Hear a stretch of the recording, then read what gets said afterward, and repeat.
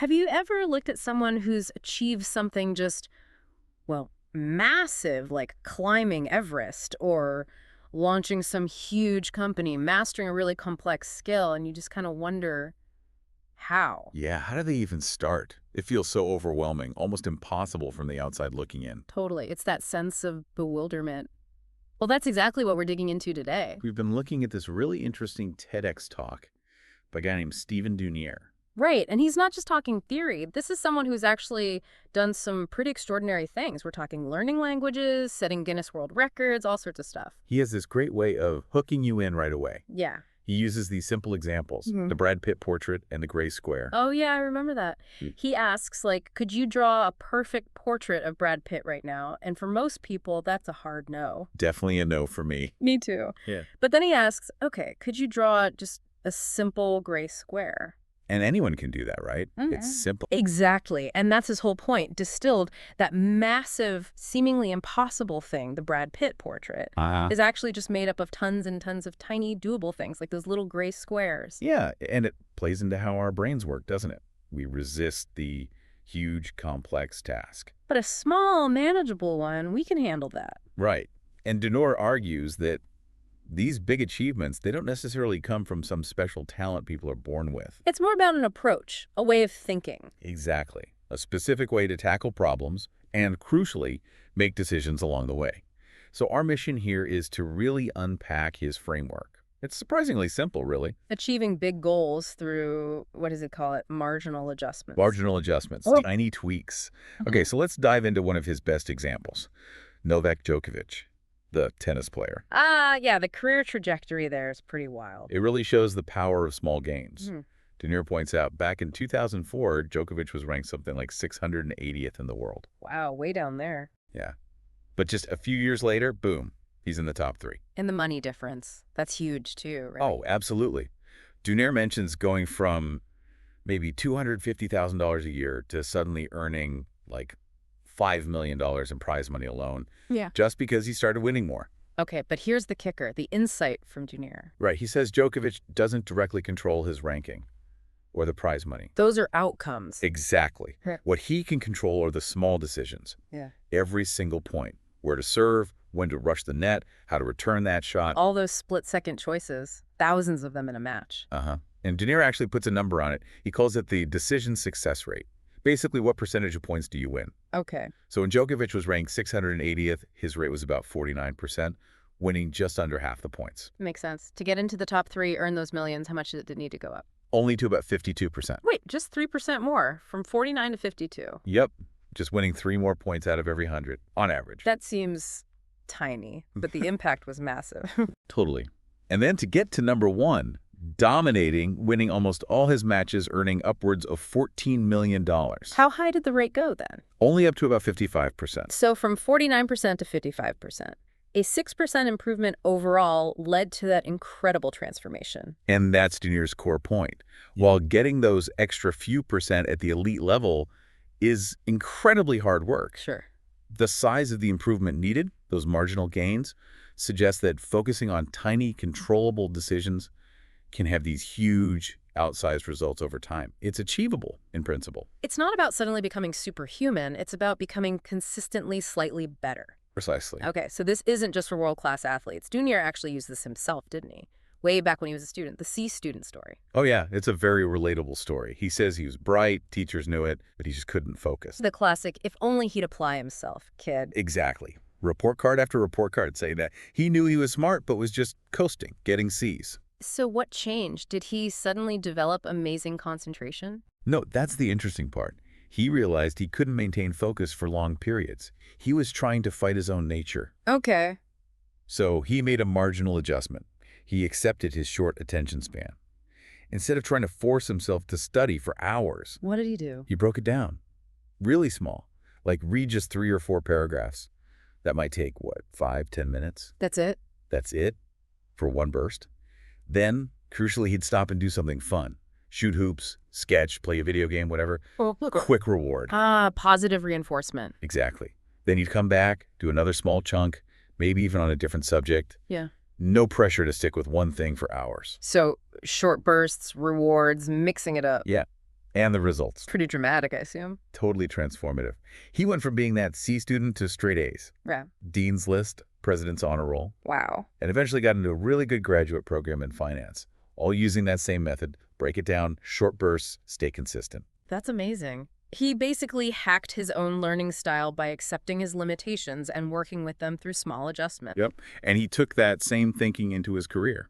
Right. He had a successful career in finance, too. Big Look. firms like Credit Suisse, Bank of America. AIG started his own hedge funds, and he says he applied the exact same principle. Complex financial problems. Break them down into smaller pieces. Improve processes bit by bit. So it worked in academics, it worked in high-stakes finance, but then he realized he wasn't using it everywhere. Yeah, he had this kind of epiphany. He was doing great professionally, but his personal goals, not so much. And the German language example illustrates this, right? His commute. Perfect example, walking 45 minutes each way in London. And what was he doing? Listening to music, which is fine, but... Not actively working towards a goal he had, like learning German. Right. So tiny change, marginal adjustment. He swapped the music for a Pimsleur German course on his iPod. Okay, simple enough. But here's a key detail. He deleted all the music. Remove the easy alternative, the distraction. Exactly. Made the desired behavior the path of least resistance during that commute time. Smart. And he just kept doing it. Consistently. For about 10 months, just listening during his walks. And the result? He went on a trip to Berlin and found himself actually holding conversations in German. His family was apparently quite surprised. I bet. And that was his aha moment. Yeah, he describes thinking, hang on, it's not supposed to be this easy for someone like me to learn a language. That's when the power of those small, consistent, marginal adjustments really hit home for him personally. And that seemed to open the floodgates, didn't it? He started applying this everywhere. Oh, yeah. The list is kind of wild. He got his auto racing license, Okay. learned to fly helicopters, and airplanes doing aerobatics, Seriously. rock climbing, skydiving. Yeah. It's like he suddenly realized this wasn't just for studying or finance. It was a key to unlocking all sorts of things he'd maybe thought were out of reach. It really shows how universal the approach can be. Let's talk about weight loss, too, because that's something so many people struggle with. His approach was different there as well. Right. He contrasts it with the usual stuff, buy a gym membership you never use, go on some crazy restrictive diet that lasts a week. We've all been there. Exactly. So he didn't do that. He looked at what he already enjoyed being outdoors and a habit he already had walking. Building on existing foundations. Yes. And his goal, his marginal adjustment, wasn't something huge like run a marathon next month. It was hike all 33 trails in the local Santa Barbara front country. Something specific, achievable, but new for him. He'd never really hiked before. Okay, but even hiking 33 trails sounds like a big goal. How did the marginal adjustments apply there? He breaks it down to the absolute first step. The goal isn't hike 33 trails. The immediate decision is put on your hiking clothes. Then walk out the door. Then drive to the trailhead. Then take the first step on the trail. Focusing only on the very next tiny action. Exactly. Because if you don't make those micro decisions consistently, the big goal just never happens. And did it work? Totally. By the end of the year, he'd hiked all the trails, multiple times actually, lost significant weight, and even ran a half marathon, all stemming from those initial small decisions. It's that momentum, isn't it? One small step makes the next one easier. He used reading as an example too, right? Reading 50 books. Yeah, another great illustration. Don't get overwhelmed by 50 books. Don't even worry about finishing one book right now. What's the first step? Pick up the book. Read one word. Just one word. That's the initial micro decision. It sounds almost absurdly small, but it overcomes that initial inertia. Once you've read one word, reading the next is easy. Reading a sentence, a paragraph, it flows from that tiny start. Okay, I get it. It's about lowering the barrier to entry for the action itself. Precisely. And then there's the yarn bombing story, which is just fantastic. It shows how this can scale up in really unexpected ways. Right. This started kind of randomly, didn't it? His wife suggested he learn to knit. Yeah, and he wasn't exactly thrilled by the idea initially, by his own admission. Okay. But then he saw this big eucalyptus tree and had this quirky idea. What if I covered it in knitting? Yarn bombing. A slightly ambitious first knitting project. Just a bit. And International Yarn Bombing Day was only 82 days away, so he had a deadline. Pressure. So he just started knitting, like everywhere. Board meetings, apparently. No way. On airplanes, waiting rooms, just constantly doing a few stitches whenever he had a spare moment, one stitch at a time. That's the ultimate marginal adjustment, And right? absolutely talk about breaking it down. And it didn't stop with the tree? Oh, no. That first project got a lot of positive attention, gave him that buzz of accomplishment. So he went bigger, Bigger than a tree. wrapping massive boulders out in a national forest. Huge scale. Okay, now that requires more than one person knitting and meeting. Exactly. He had to bring people together, became a community project. He ended up getting contributions from like 388 people from 36 different countries and all 50 U.S. states, all sending in knitted or crocheted pieces to wrap these giant rocks. That's incredible. All started from him learning to knit one stitch. And it kept escalating, Right. wrapping a children's hospital, Yep. and then the really big one. He switched from knitting to crochet at some point. Why the He switch? found it faster, I think. Anyway, he decided to aim for the Guinness World Record for the largest crocheted granny square. Okay. How big are we talking? 10 meters by 10 meters, like over 30 feet square. That is enormous. Took over 500,000 stitches, used something like 30 miles of yarn, How long did that take? about 2 years.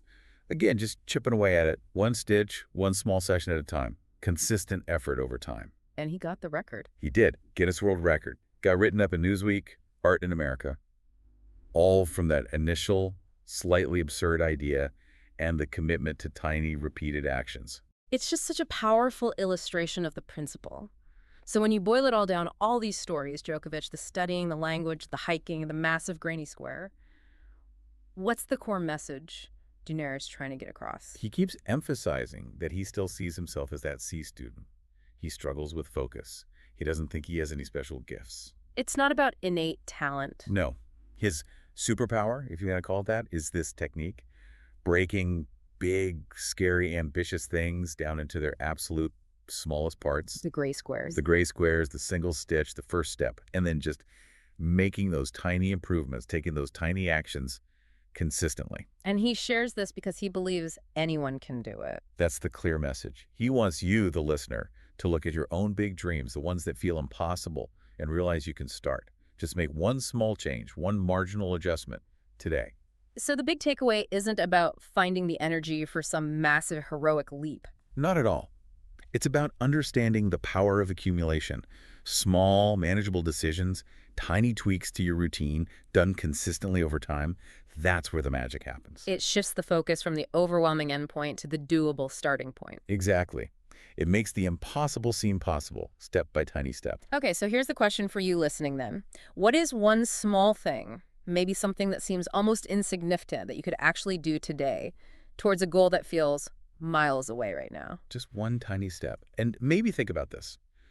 How many of those incredible achievements we admire are really just a very, very long sequence of completely doable actions? What opens up for you when you stop focusing on the mountain peak and just focus on taking that first, maybe ridiculously small step?